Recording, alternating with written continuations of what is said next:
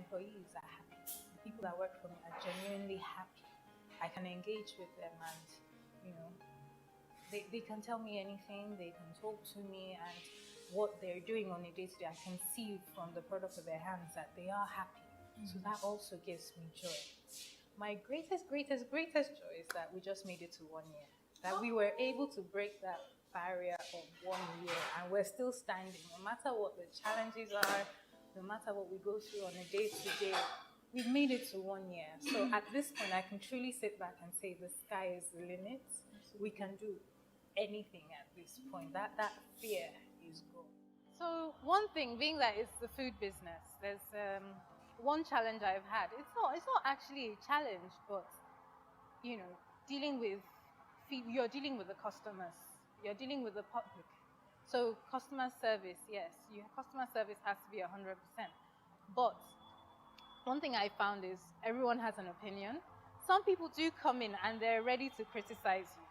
No matter how great the food is, they're ready to criticize me. And I've had to teach myself not to take it personally.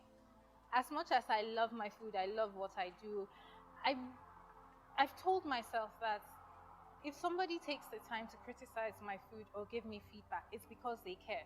It's the person that cares that will give you feedback. The person that is upset about your food and walks away and never comes back is not invested, does not care. So I appreciate that, but I do have to spend a lot of time filtering the opinions and feedback I get. I find that everybody has something to say about the business and how we're running it, about the food. And all you really can do is say thank you. You smile and you say thank you. The ones you feel that, yes, I can learn from, you take it on. Some you do have to, just let go of. And at the same time, listening to all these opinions on a day-to-day basis, it's made it really important for me to know what I want from my business. Get a bigger picture of the business. What 5 years down the line, what do I want from my business? This is my plan. I need to stick to it. No, I shouldn't let people's opinions come into it and veer me off my path. I spend a lot of time during the day actually doing that, planning the business, trying not to let other people's opinions, trying not to be swayed by what other people are doing and saying, should I say. So that's one of the challenges we have.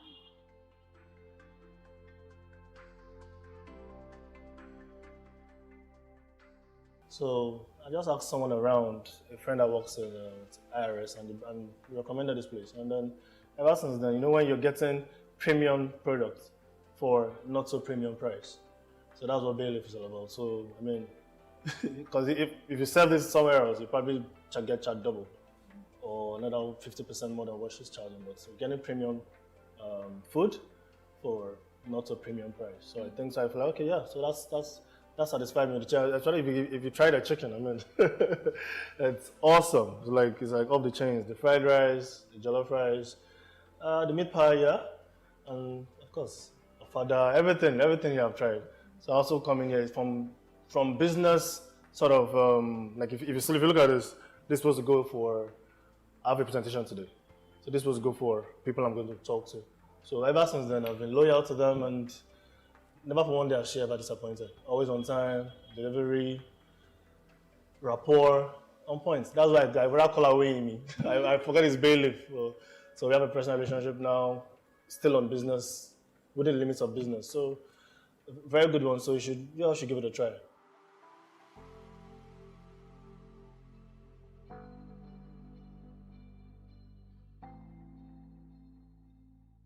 I accidentally discovered this place when I'm actually a foodie, and I'm very picky.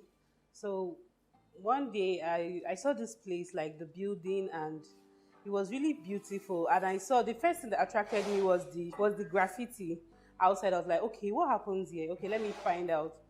Okay, so I now came in. I'm like, okay, hi. Like, what do you do? So she told me, and I said, okay, let me try your meat pie. Now, I really love meat pie because the very last time I've eaten meat pie was Mr. Biggs. Mr. Biggs made me love meat pie, and I love their recipe. It's crispy, the potato is well baked, everything. So I was like, okay, let me try her meat pie. If she gets it right with the meat pie, I can buy any other thing. So I broke the meat pie I ate. I was like, oh my God, this is it. So I bought the meat pie, and then I also bought her turkey because I found out that she caramelizes her turkey. So it's not just a regular deep fried turkey, like it's spicy when you eat it. So I bought the turkey and I left. So I live in the estate not quite far from here. So and I know many foodies there that are always very hungry.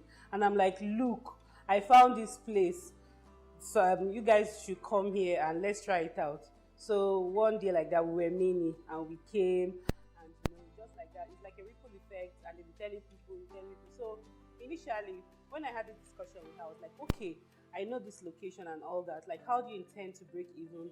So she told me her plans, and I encouraged her because I know that yes, running a quick service restaurant business in Nigeria is not easy. You know, the capital, as in labor, capital, everything. So she's very encouraging, and my prayer for her is that in the next 5 to 10 years, she has like multiplied in so many locations. So for me, as the entrepreneurship in Nigeria is a big one, and seeing somebody that is putting her all, maintaining the quality, everything, the customer service and everything, for me is a plus. So yeah, Bayleaf has come to stay.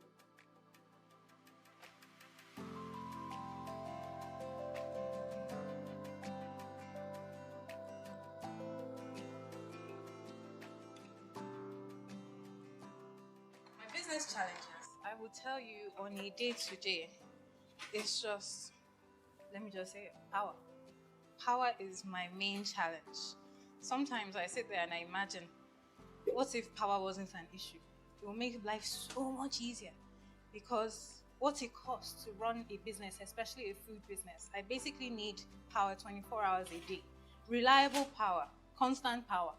So I'm having to spend a lot of my capital buying diesel, buying petrol, servicing and maintaining generators all the time. Even when we're short, I need to run because I have stock in my freezer. So power is a main problem for me. Apart from that, I would say personnel, finding the right people. It's absolutely heartbreaking that sometimes you get amazing people, they stay with you and you train them in the way you want them to be, and then they leave. What do?